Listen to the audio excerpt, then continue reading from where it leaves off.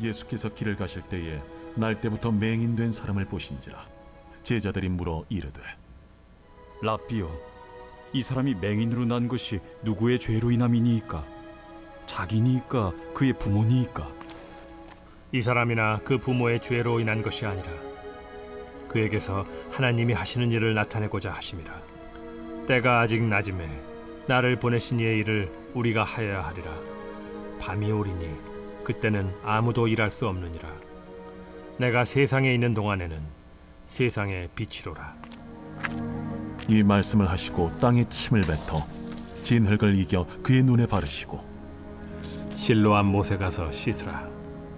실로암은 번역하면 보냄을 받았다는 뜻이라. 이에 가서 씻고 밝은 눈으로 왔더라. 아멘. 아멘. 네, 우리 좌우에 이렇게 인사하도록 하겠습니다. 얼굴 보세요. 우리 친구들 얼굴 보시고 선생님들 얼굴 보시고, 선생님들한테는 존대로 하세요. 네, 우리 서로 얼굴 보면서 이렇게 인사하겠습니다. 네 얼굴을 보니까 웃음이 난다. 이렇게 하는 친구가 있네요. 좋은 의미로 웃음이 난다. 우리 한 번 더 인사하겠습니다. 이제 봄다운, 여러분 아마 평생, 아니요, 저는 아마 이런 이야기를 들어본 적이 없는데 여러분도 아마 없지 않을까 싶어서 오늘 봄다운 멘트를, 플러팅 같은 멘트를 준비했습니다. 우리 한번 이렇게 인사하겠습니다. 너는 꽃이고 햇살이야. 뭐 너는 닭꽃이고 뱃살이야, 이렇게 하면 안 돼요. 네, 너는 꽃이고 햇살이야. 이제 언제 들어볼까 우리 이 말을. 그렇죠, 우리 꽃이고 햇살입니다. 여러분 이제 진짜 봄이 물씬 냄새도 나고요, 향기도 나고요, 그런 어떤 분위기가 풍겨지는 것 같습니다. 물론 오늘 꽃샘추위라 가지고 좀 춥긴 해요. 그래서 목사님 설교 준비하면서 좀 따뜻했으면 좋겠다 이런 생각을 많이 했는데 예상과는 다르게 좀 춥긴 해요. 그러나 다음 주마가 되면 또 많이 풀린다고 합니다. 그리고 또 꽃도 보면 이제 벚꽃들도 정신 안 차리면, 사진을 안 찍으면 언제 져 있을지 몰라요. 비 오고 바람 불고 해가 있어서 막 이렇게 빨리 질 수도 있기 때문에 여러분 또 잘 봄을 만끽하면서 하루를 좀 잘 지냈으면 좋겠다라는 생각이 좀 듭니다. 여러분 봄이 오면 PPT 틀어주시고요. 네, 봄이 오면 여러 가지 생각들과 또 어떤 분위기와 감정들을 느끼게 되는데, 여러분 봄 하면 생각나는 게 뭐가 있습니까? 벚꽃, 그렇죠. 1순위. 또 뭐 있어요? 개나리, 맞아요. 개나리. 우리 선생님들은 그렇죠, 더 나아가시군요. 심층적으로. 개나리. 또 뭐가 있을까요? 새학기. 그렇죠. 새학기. 좋은 의미야, 나쁜 의미야? 봄방학은 있잖아. 그렇죠? 없어요? 미안해요. 저주한 거 아니에요? 그렇죠. 봄방학, 그렇죠, 있기도 하고, 새학기, 새로운 출발. 또 뭐가 있을까요? 중간고사. 여러분 좀 힘 좀 얻자, 얘들아. 또 뭐가 있어요? 따뜻함? 따스함, 따뜻함. 마지막 한 가지. 연애.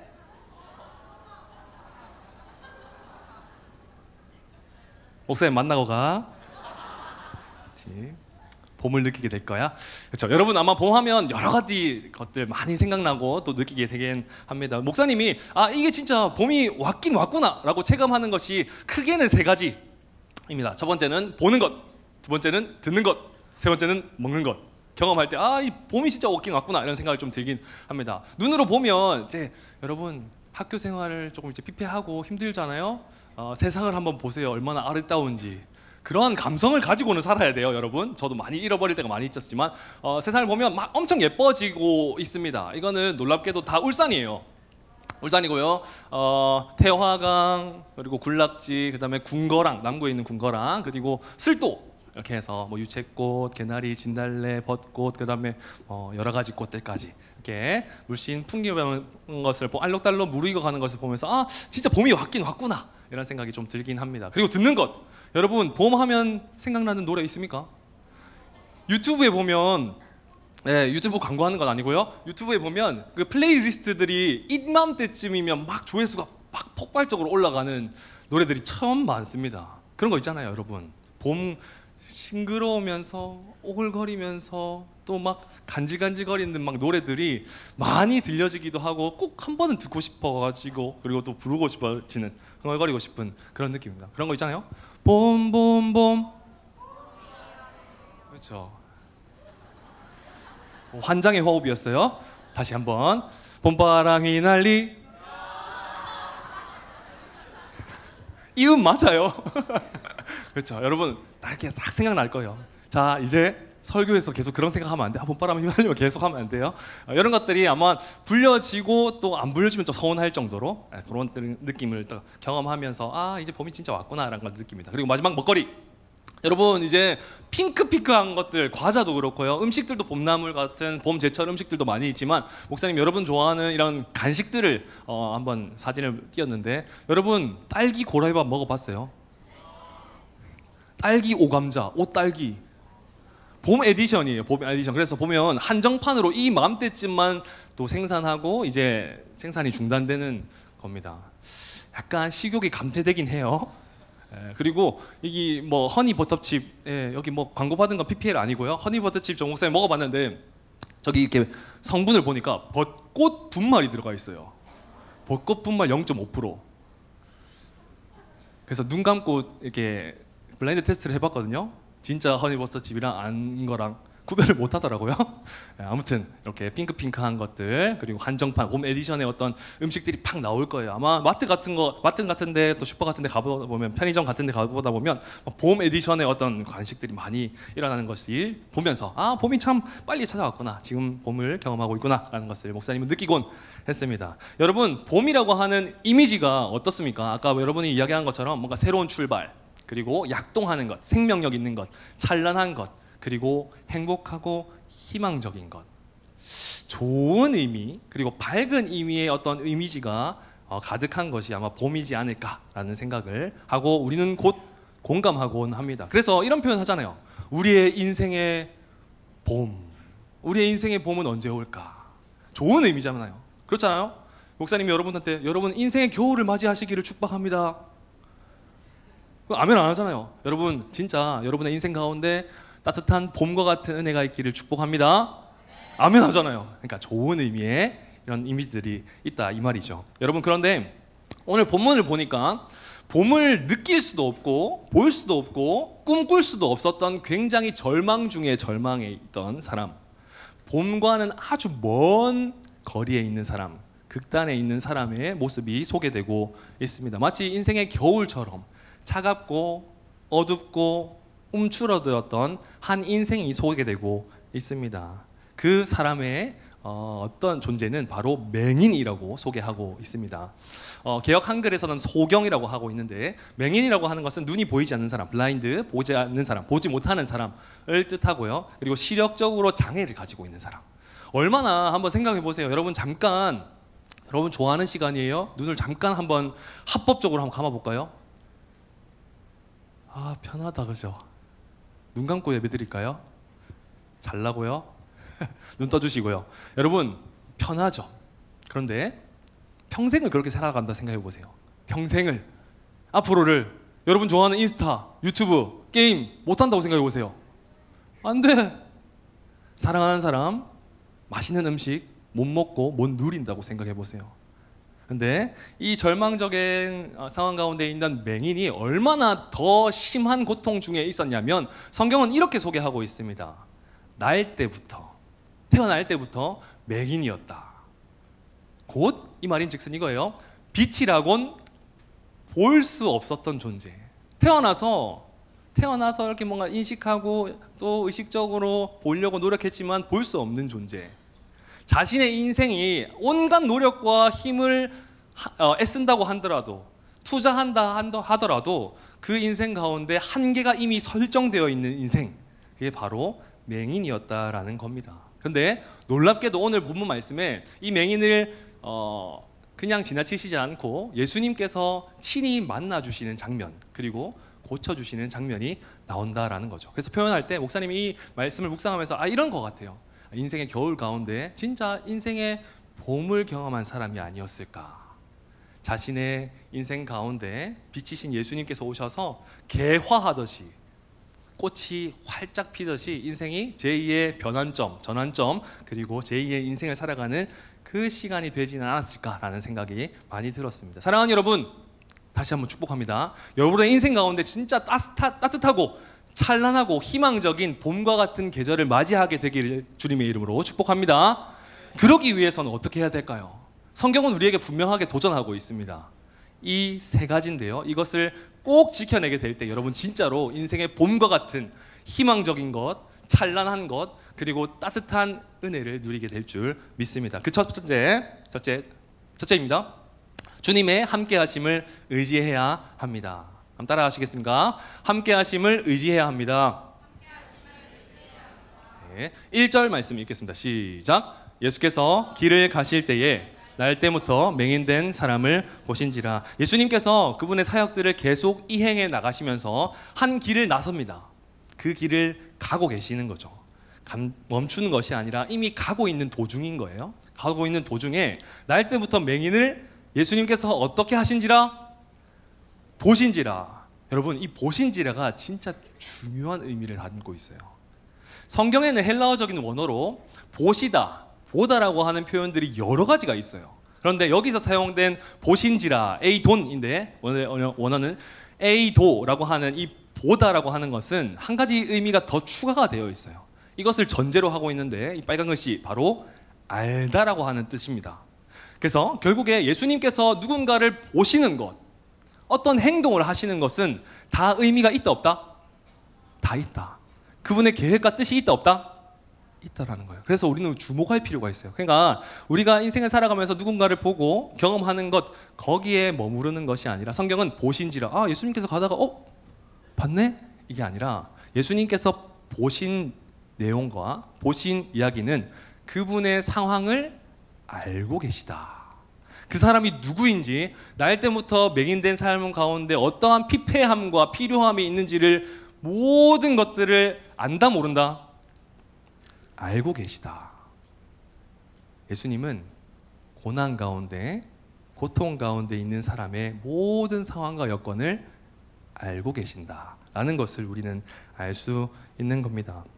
여러분, 안다는 것은 무엇일까요? 목사님이 일전에 소개 한번 본 적이 있는데 박노해 이 시인의 걷는 독서에서 나오는 표현을 이렇게 이야기합니다. 한번 읽어볼까요? 시작.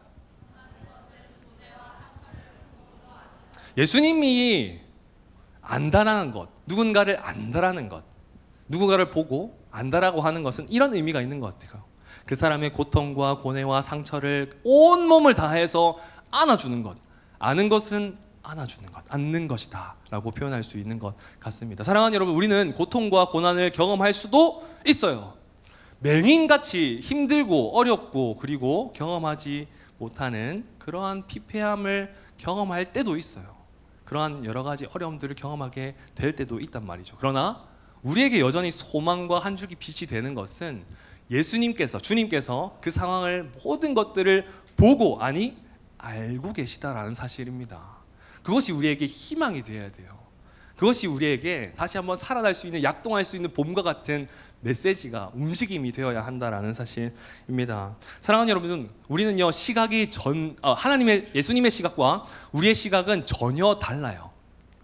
예수님은 늘 우리를 바라보세요. 누구를 바라보신다? 우리를 바라보세요. 주님은 우리를 바라보시지만 우리는 누구를 볼까? 사람을 보고요, 상황을 보고요, 환경을 보기 일수입니다.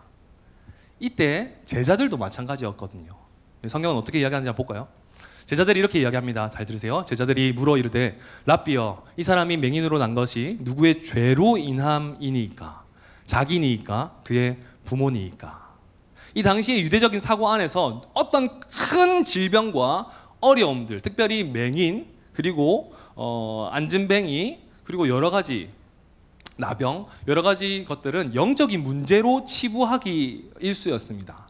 사람들이 유전적으로 어떤 부모의 잘못과 죄 때문에 유전적으로 경험하게 되는 것이거나, 아니면 그 사람이 영적으로 너무 추악하고 더럽기 때문에 이 병이 얻게 되었다라고 생각하기 일쑤였습니다. 불쌍한 사람 가운데 예수님께서 품고 있는 그 마음으로 바라보는 것이 아니라 사람을 보고, 상황을 보고, 내 감정과 내 시각으로 보는 것이 제자들과 같은 우리의 시각이다, 이 말입니다. 그런데 예수님의 시각은 어떠하실까? 이 질문에 대해서 예수님은 이렇게 말씀하십니다. 예수께서 대답하시되 이 사람이나 그 부모의 죄로 인한 것이 아니라 그에게서 하나님이 하시는 일을 나타내고자 하심이라. 놀라운 말씀을 하세요. 여러분 잘 들으세요. 예수님께서 그 고통 가운데 있는 사람이 결국에는 나를 드러내려고 하는 거야. 하나님께서 나를 부르신, 나를 인도하신 그 뜻, 하나님의 나타내신 일을 드러내고자 하는 것이다 라고 말씀하고 있는 것입니다. 이 말인즉슨 고통과 고난 가운데 있는 자들 가운데 하나님의 뜻과 계획이 있다 없다? 있다는 거예요. 여러분, 고통과 고난 가운데 우리는 늘 무너지고 상황과 사람을 볼 때가 너무 많이 있습니다. 내 감정대로 힘들어서 낙심하여서 하나님을 작게 여기거나 멀게 여길 때가 종종 있죠. 그러나 사랑하는 여러분, 꼭 기억하시기 바랍니다. 인생의 봄을 경험하기 위해서라면 하나님의 함께 하심을 올곧이 의지하는 인생이 되어야 하는 줄 믿습니다. 성경에 위대한 사람들 참 많이 있죠. 여러분, 닮고 싶은 사람들이 누군지는 잘 모르겠지만 너무 많이 있어요. 아브라함, 모세, 요셉, 다윗, 다니엘, 여러 가지 위대한 사람들이 있는데 이 사람들의 공통점이 있어요. 그게 뭐냐? 고난을 당했다, 안 당했다? 당했다. 고난을 많이 당했다, 적게 당했다? 많이 당했다. 여러분, 믿음은요, 믿음은 힘들 때 더 빛이 나기 마련이에요. 어려운 상황일수록 더 빛이 나기 마련입니다. 고난 가운데 있던 이 위대한 인물들이 한결같이 믿음의 반응을 했습니다. 그게 뭐냐면 끝까지 주님을 포기하지 않았다라는 사실입니다. 그들이 형통할 수 있었던 이유, 복을 받을 수 있었던 이유, 그들이 하나님께 쓰임 받을 수 있었던 이유는 뭐냐? 그것은 바로 함께 하시는 주님을 의지했기 때문인 거죠. 이 고난 가운데도, 힘듦 가운데도 팔려가고 쫓겨나가고 그리고 고난당하고 생명의 위험을 강하는 그 상황 가운데서도 하나님의 뜻과 계획이 분명히 있어. 하나님은 신실하셔, 선하셔 라고 하는 그 마음 가운데 내재되어 있었기 때문이죠. 사랑하는 여러분, 은혜를 경험하고 싶습니까? 하나님께 진짜 귀하게 사용되고 싶습니까? 그러면 좋을 때만 하나님을 찾는 것이 아니라 오히려 고통 가운데, 힘들 때 하나님을 찾기 너무 귀찮고 하기 싫을 때 오히려 하나님을 찾는 믿음, 그것을 하나님께서 은혜로 되갚아 주실 줄 믿습니다. 그래서 목사님은 여러 번, 그리고 다른 목사님들도 그렇지만 이런 유명한 표현이 있습니다. 한번 읽어볼까요? 시작! 사랑하는 여러분, 꽃은요, 그 개화 시기가 다 달라요. 지금 봄꽃도 있고요, 가을에 피는 꽃들도 있고요, 그리고 겨울에 피는 동백꽃 같은 겨울에도 피는 꽃이 있습니다. 사랑하는 여러분, 우리는 꽃은 아니지만 우리도 마찬가지예요. 어떤 사람들은, 저 친구들은, 저 선배는 하나님을 만났다던데, 기도하면서 뜨겁게 하다가 하나님을 만났다던데, 나는 왜 안 만나지? 이런 조급함. 저 친구들은 성공하고 성적도 잘해서 할 것 다 할 수 있는데, 다 누릴 수 있는데 나는 왜 못하지? 뒤처지는 조급함. 불안하고 조급함 가운데 있는 사람들이 있다면 사랑하는 여러분, 여전히 함께 하여 주시고 언제가 될지 모르겠지만 꽃을 확실하게 피워주시는 주님을 의지하는 여러분 되시기를 주님의 이름으로 축복합니다. 여러분, 분명히 꽃 피게 될 줄 믿습니다. 꽃이 언제 필지는 모르다 반드시 펴야 돼요. 여러분의 인생이 언제든 펴야 한다고요. 피기 위해서 언제가 될지 모르지만 하나님이 계획하시고 뜻하신 그 계획 안에 펴지게 될 것이지만 꼭 필 수 있는 필수 조건이 뭐냐? 그것은 바로 함께 하시는 하나님을 의지하는 거예요. 흔들림 없이. 난 필 거야. 지금 아니더라도 저 친구는 하나님 만나주셨지만 나중에 하나님 꼭 만나주실 거야. 내가 지금 이 상황 가운데 힘든 삶을 경험하고 있지만 분명히 이것이 나중에 나의 간증거리가 될 거야. 라는 이러한 믿음, 온고하고 굳건한 믿음이 있어야 하는 줄 믿습니다. 그래서 이런 표현도 있습니다. 다 같이 한번 읽겠습니다. 시작! 사랑하는 여러분, 우리는요, 고난을 당하거나 어려움을 당하거나 문제를 당하거나 방해물 그리고 장애물과 같은 변수를 경험하게 될 때면 늘 무너지기를 선호합니다. 왜냐? 힘들잖아요. 쉬고 싶잖아요. 고통이 경험하면 하나님과의 관계가 멀어질 수밖에 없어요. 인간인지라. 그러나 사랑하는 여러분, 그것이 어쩌면 고난은 변장된 축복이라는 말이 있듯이 어쩌면 하나님께서 더 높이 뛰기 위해서, 도약하기 위해서 잠깐 멈추게 하신 것일지 몰라요. 하나님께서 여러분이 다시 한번 살아나도록, 다시 한번 일어나서 더 높이 뛰도록 쉼표로 찍어주신, 지정해주신 것일지 모른다 이 말입니다. 그런데 우리가 고난과 고통을 당할 때면 우리의 인생 가운데 마침표를 내가 임의로 찍죠. 아, 난 망했어. 끝이야. 여기까지 내 믿음은 끝이야. 나의 경건 생활과 신앙 생활은 여기서 그만둘래. 포기하고 타협하죠. 사랑하는 여러분, 인생의 주인은 누구죠? 인생의 중심은 누구죠? 그렇다면 왜 우리의 인생을 우리가 마감하는 겁니까? 사랑하는 여러분, 우리의 인생은, 그리고 인생의 주인과 중심은 여호와 하나님이신 줄 믿습니다. 그렇다면 여러분의 인생을 맡겨드리십시오. 언제든 하나님은 바라보고 하나님께서 언제가 될지 모르겠지만 꽃피게 하여 주실 것을 의지하고 이것이 나에게 쉼표가 되어서 더 달려갈 수 있는 마침표로서, 느낌표로서 하나님께 영광 돌릴 수 있는 인생이 될 것이라는 것을 꼭 기억하여서 그 고통 중에, 고난 가운데 있을 때 하나님을 더욱더 의지할 수 있는, 포기하지 않을 수 있는 저와 여러분 되기를 예수님의 이름으로 축복합니다. 그러면 두 번째입니다. 둘째, 주님의 인도하심에 순종해야 합니다. 한번 따라 하시겠습니까? 인도하심에 순종해야 합니다. 자, 6절과 7절 말씀도 읽겠습니다. 시작! 이 말씀을 하시고 땅에 침을 뱉어 진흙을 이겨 그의 눈에 바르시고 이르시되 실로암 못에 가서 씻으라 하시니, 실로암은 번역하면 보냄을 받았다는 뜻이라. 이에 가서 씻고 밝은 눈으로 왔더라. 사랑하는 여러분, 목사님은 이 성경을 읽을 때마다 어릴 때 처음 접했을 때 진짜 도무지가 이해가 되지 않았어요. 생각해 보세요. 예수님이 침을 인지는 잘 모르겠지만 땅에다가 침을 뱉습니다. 그리고 진흙을 이깁니다. 그리고 현실적으로 생각해 보세요. 흙을 진흙으로 이기려면 침을 얼마나 뱉어야 될까요? 그렇죠? 아무튼 침을 뱉어요. 진흙을 이겨요. 그것을 진흙을 이겨서 그 시각의 장애를 가지고 있는 맹인에게 눈에다가 딱 얹어요.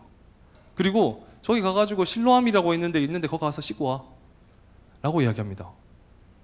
희귀하지 않습니까? 괴상하지 않습니까? 그냥 예수님께서 네 눈이 나을지어다, 눈을 떠라 라고 하면 되는 거지 않아요? 왜 성경은 굳이 이러한 이상하고 납득하기 어려운 방식에 대해서 이야기하고 있을까요? 여러 가지 해석들이 참 많이 있지만 여러분, 여기서 주목해야 되는 것은 무엇이냐? 여기서 드러나는 예수님은 누구인지, 그리고 여기서 드러나는 우리의 믿음의 반응은 무엇인지에 초점, 그리고 주안점을 가져야 한다라는 거예요. 어떤 이들은 이 침이 진짜 효력이 있어가지고 예수님의 침은 권능이 있다라고 설파하기도 하고요. 주문적이고 어떤 미신적인 행동이다라고도 이야기하기도 합니다. 그러나 전혀 아니라 여러분, 여기서 집중해야 돼요. 아, 침 뭘까? 여기에 집중하는 것이 아니라 예수님께서 왜 그 행동을 하셨지? 이 행동을 통해서 무엇을 말하고 싶은 것이지? 라는 것을 우리가 기억할 필요가 있다라는 사실입니다. 사랑하는 여러분, 신이 흙을 통해서 뭘 했다라는 거 뭐가 연상돼요? 신이 흙을 통해서 뭘 했어요? 뭐가 연상돼요? 하나님께서 흙으로 빚으셔서 누굴 만들죠? 사람을 만들잖아요. 없었던 것에서 창조해내시는 거잖아요. 흙을 이기셔서 그 눈에 바르시고 고쳐주신 행동은 예수님께서 전혀 앞을 볼 수 없는 어둠 가운데 빛으로 오신 예수님께서 새로운 창조를 보여주신 거예요. 그분의 존재, 그리고 그분의 삶의 목적, 정체성을 드러내시고 있다라는 사실입니다. 한 가지 더요. 우리의 생각과 하나님의 생각, 주님의 생각은 같다고 다르다고요? 다르죠. 그것도 드러내기 위함인 거예요. 아무리 이해해도 이해할 수 없잖아요. 근데 사랑하는 여러분, 주님은요, 어떤 방법이든지 간에 그분의 뜻과 계획을 통하여서 우리를 치유시켜 주실 뿐만이 아니라 기적을 이뤄낼 수 있다는 것을 꼭 기억할 필요가 있는 거예요. 그래서 더 겸손하게 나타나야 되고 믿음 안에 반응해야 된다는 사실입니다. 그리고 생각해 보세요. 더 나아가 볼까요? 우리는 어떻게 행동해야 될까? 맹인에게 눈에 진흙을 바르고 실로암으로 가라. 여러분, 눈이 보이지 않는데 실로암으로 어떻게 걸어가요?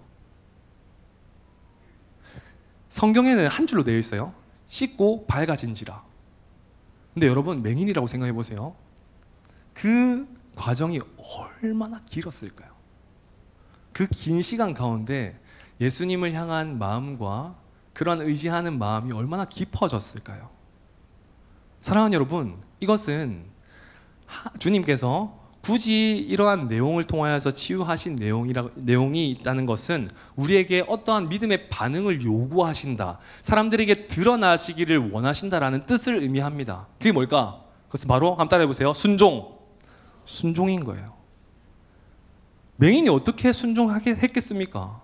순종할 수 없는 상황이지 않습니까? 그런데 이 어려운 상황들을, 과정들을 나열하면서 요구하신 이유들은 순종이 필요함을 더 드러내시고 있다는 사실을 꼭 기억할 필요가 있는 것이죠. 그래서 성경 속의 역사적인 상황을 보면 이 실로암 못은요, 참고로 말씀드리면 이런 거예요. 성벽 밖에 있는 기온샘이라고 하는 것이 있어요. 히스기야가 아수르 침략을 방지하기 위해서 이 밖에 있던 기온샘의 물을 안으로 끌어들입니다. 수로를 밑으로 딱 해가지고요. 관심 있는 친구들은 나중에 검색해보면 다 나와요. 엄청 크게, 진짜 신기하게 다 뚫어놨어요. 히스기야 동굴이라고 해서 다 뚫어놔서 이렇게 물이 다시 안쪽으로 공급할 수 있도록 하긴 했습니다. 여기서 우리가 주목해야 될 건 뭐냐? 맹인이 실로암 못으로 가는 것이 거리가 얼마나 됐는지는 잘 모르겠지만 그에게 있어서 엄청나게 큰 거리, 먼 거리였다라는 사실을 우리가 기억할 필요가 있는 거죠. 그 거리로 가는 것, 자기의 상처, 자기의 아픔에 누군가 손을 대는 것, 그것을 순종해내는 것, 순종하는 것, 그것이 우리에게 있어야 된다는 것을 오늘 우리에게 주님께서 말씀하시고 계시다라는 것을 꼭 기억할 필요가 있다는 사실입니다. 목사님은 성경 읽다가 진짜 중요하고 마음에 감동이 되었던 이 한 문구가 있었습니다. 그게 뭐냐? 그거예요. 이에 가서 씻고 밝은 눈으로 왔더라. 기적은요, 예수님을 만나서 기적을 경험하는 것은 당연해요. 전지전능하신 예수님을 만나서 예수님께서 책임져 주실 뿐만 아니라 은혜를 허락해 주신다는 것은 우리가 믿고 알고 있기 때문이에요. 그러나 우리가 해야 될 믿음의 반응이 있다면 이에 가는 거예요. 그저 움직이는 거예요. 사랑하는 여러분, 순종이란 무엇일까요? 한옥 목사님은 이렇게 표현하더라고요. 제가 읽어볼게요. 잘 들어보세요. 너무 비싼 대가를 치러야 하는 일에서 하나님께 순종하기란 쉽지가 않다. 그러나 순종이란 모든 열악하고 부정적인 환경을 바라보지 않는 것이다. 고민하다가 결단하지 않고 일단 순종하기를 결단해라. 이게 순종이다 라고 말씀하고 있는 거예요. 사랑하는 여러분, 순종이라고 하는 것은 하기 쉬운 상황에서 해내는 것을 의미하는 것이 아니에요. 누군가 다 하기 때문에 나 순종했어요, 얘도 하고 저도 하고요, 힘 얻어서 했어요. 그것도 순종이지만 여러분, 소극적인 순종이에요. 그러나 적극적인 순종이 되려면 하기 어려운 환경 가운데 나 진짜 하기 싫고 진짜 할 마음도 없고 할 용기도 없는 그 상황 가운데 하나님의 말씀을 의지해서 진짜 움직여 보는 것, 큐티 진짜 하기 싫은데 하는 것, 말씀 듣기 싫은데 듣는 것, 예배하고 찬양하기 싫은데 그냥 왔다가 출석하고 가고 싶은데 해보는 것, 그게 순종이다라는 사실입니다. 사랑하는 여러분, 순종할 때 여러분의 인생이 봄과 같은 은혜를 경험하게 될 줄 믿습니다. 그래서 성경은 이렇게 이야기하죠. 순종이 제사보다 낫고 그리고 듣는 것이 순양의 기름보다 낫다. 순종하는 것이 가장 중요하다라는 사실입니다. 사랑하는 여러분, 앞을 못 보는 맹인도, 눈을 볼 수 없는 암흑 가운데 있는 그 맹인도 순종했는데 오늘날 너무 잘 보는 우리들은 왜 순종하지 않을까요? 사랑하는 여러분, 이 말씀을 통하여서 오늘 결단하여서 상황을 보지 않고 고민하다가 결단하는 것이 아니라 오늘 즉각적으로 순종해낼 수 있는 순종의 사람 되기를 예수님의 이름으로 축복합니다. 세 번째입니다. 셋째, 주님의 일하심을 증거해야 합니다. 따라하겠습니다. 일하심을 증거해야 합니다. 네, 오늘 10절, 11절 말씀, 오늘 본문 이상의 이야기인데요. 10절과 11절의 말씀은 이렇게 이야기하고 있습니다. 제가 읽겠습니다. 저희가 묻되 그러면 내 눈이 어떻게 떠졌느냐? 대답하되 예수라 하는 그 사람이 진흙을 이겨 내 눈에 바르고 나더러 실로암에 가서 씻으라 하기에 가서 씻었더니 보게 되었노라. 이후의 내용들은 어떤 내용이 일어나냐면 그 바리새인들이 막 찾아와서 이 맹인에게 꼬치꼬치 다 물어봅니다. 너 왜 어떻게 눈 떴어? 예수라고 하는 사람이 찾아와서 이렇게 낫게 했어요. 예수? 이렇게 하면서 언쟁이 벌어집니다. 근데 한결같이 이 맹인은 예수님께서 하셨다, 이상하다, 예수님께서 진짜 하셨는데 라고 계속 표현하고 있습니다. 요한복음은 왜 나으신지라 하고 끝난 것이 아니라 이러한 얘기를 굳이 언급하고 있을까요? 왜 여기까지로 이야기하고 있을까요? 여러분, 은혜를 경험한 사람이라면 믿음의 반응이 여기까지 흘러나가야 하는 것을 보여주는 거예요. 은혜를 받았다면 그것으로 끝나는 것이 아니라 이 맹인이 했던 행동을 보고 여기까지로 나아가야 된다는 것을 도전하고 있다는 사실입니다. 나중에 내용을 보면 다시 맹인과 주님을 만나게 됩니다. 그러면서 계속 변호하면서 이런 내용을 하게 되죠. 믿음의 고백 가운데 이런 이야기를 합니다. 맹인이 이 사람이 하나님께로부터 오지 아니하였으면 아무 일도 할 수 없으리이다. 나중에 내가 믿습니다 라고 고백하거든요. 하나님의 아들이 아니고서는 가능한 일이 아닙니다 라고 증거하기 시작합니다. 주님의 일하심을 증명하고 변호하기 시작한다라는 사실이죠. 사랑하는 여러분, 우리의 믿음의 반응은 여기까지 이루어 나가야 하는 줄 믿습니다. 우리가 은혜를 간직하고 고수하는 것으로 마무리하고 또 머무르고 국한되는 것이 아니라 그 은혜를 누리고 전하며 살아가는 것이 우리의 믿음의 삶이기 때문인 거죠. 사랑하는 여러분, 실로암이라고 하는 뜻은 이런 뜻을 가지고 있어요. 보냄을 받았다. 하나님의 보냄을 받으신 예수님께서 이제는 그 맹인에게 자신이 보냄을 받아서 이 땅에 오신 것을 드러내면서 동시에 보내시는 거예요. 기적의 현장 가운데, 은혜의 자리 가운데 보내어 주시는 거예요. 이 보내다라고 하는 표현은 우리 몇몇 친구들은 알고 있겠지만 아포스텔로라고 하는 단어를 씁니다. 펜포라고 하는 단어도 있고 여러 가지 보내다라고 하는 단어가 있지만 특별히 아포스텔로라고 하는 보내다를 사용합니다. 이 말인즉슨 그 보내는 것 안에 분명한 이유와 목적이 담겨져 있다. 아무 의미 없이 저 갔다 와 라는 것이 아니라 저기 가서 꼭 이거 해, 이거 꼭 지켜 라고 하는 단대하고 또 강인한 그리고 강한 의미를 내포하고 있다는 사실입니다. 사랑하는 여러분, 여러분의 실로함은 어디입니까? 여러분의 삶 가운데 은혜를 경험하여서 그것을 누려야 되는 그 실로함은 어디입니까? 오늘 말씀 가운데 맹인이 왜 우리에게 중요하냐? 사랑하는 여러분, 우리는 영적으로 맹인이기 때문이에요. 눈을 볼 수 있지만 하나님을 보지 못하는 것, 안 보기를 원한다는 것은 영적인 맹인이에요. 귀를 너무 잘 듣지만 하나님의 음성을 듣지 않는다는 것은 영적인 기머거리일 뿐입니다. 말을 너무나도 잘하고 언변도 잘하고 노래도 잘하지만 하나님을 찬양하는 입술이 되지 않는다라고 하는 것은 그것은 영적인 벙어리일 뿐이에요. 사랑하는 여러분, 우리는 영적인 맹인입니다. 그러나 빛 대신 예수님께서 오셔서 구원하여 주셔서 다시 눈을 띄워주실 뿐만 아니라 봄과 같이 다시 한번 살아갈 수 있는 구원의 감격과 은혜를 허락하여 주신 줄 믿습니다. 할렐루야. 그걸 믿는다면 여러분의 실로함의 그 자리에서 맹인처럼 살아야죠. 하나님의 일하심을 증거하며 살아야죠. 그것이 우리의 인생이다라는 것을 꼭 기억했으면 좋겠습니다. 현실적으로 볼 때 여러분의 학교, 학원, 가정, 그리고 교회, 여러분의 발 밟고 있는 모든 공간이 실로함이 되기를 주님의 이름으로 축복합니다. 이제 앞으로 계속해서 스쿨처치라고 하는 학교 교내에 있는 기독교 모임이 기독교 동아리, 자율동아리인데요. 진행되었거든요.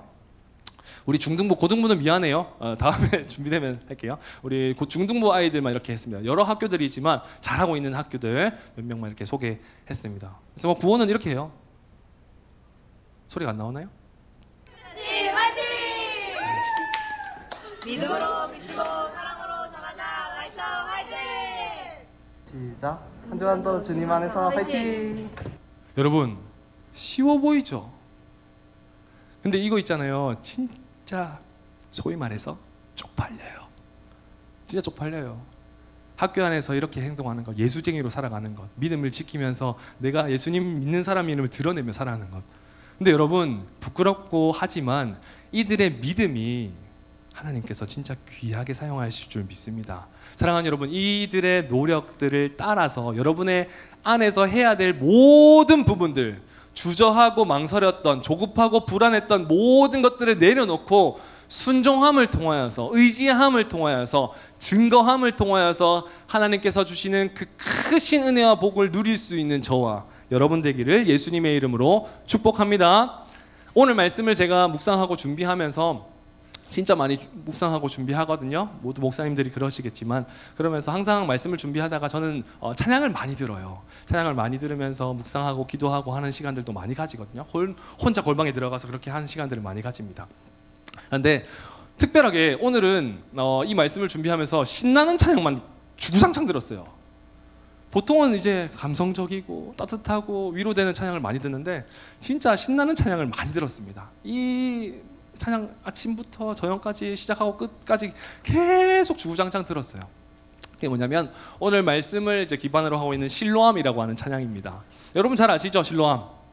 누군가에게는 이 실로암이 진짜 즐겁고 잔치가 될 수도 있고요.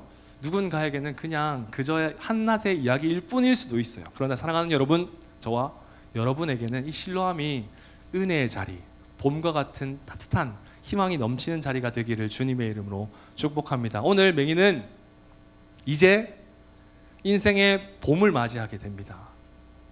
그의 눈이 보지 못하였지만 빛 대신 예수님을 만남으로써 이제 봄을 통하여서 봄을 경험하게 된다는 사실입니다. 사랑하는 여러분, 우리의 인생 가운데도 세상을 보면 봄을 보고 듣고 먹을 때 따뜻하다, 싱그럽다, 뭔가 설렌다, 간질간질하다 라고 느끼는데 이 순간에 상황적인 상황 안에서도 그러한 따뜻함을 느끼는데 우리의 인생을 책임져 주실 뿐만 아니라 영원토록 따뜻해 주시는 그 예수님의 두근거림, 구원의 감격이 우리에게 다시 한번 약동해야 되지 않겠습니까? 사랑하는 여러분, 그러한 은혜가 저와 여러분에게 있기를 예수님의 이름으로 축복합니다.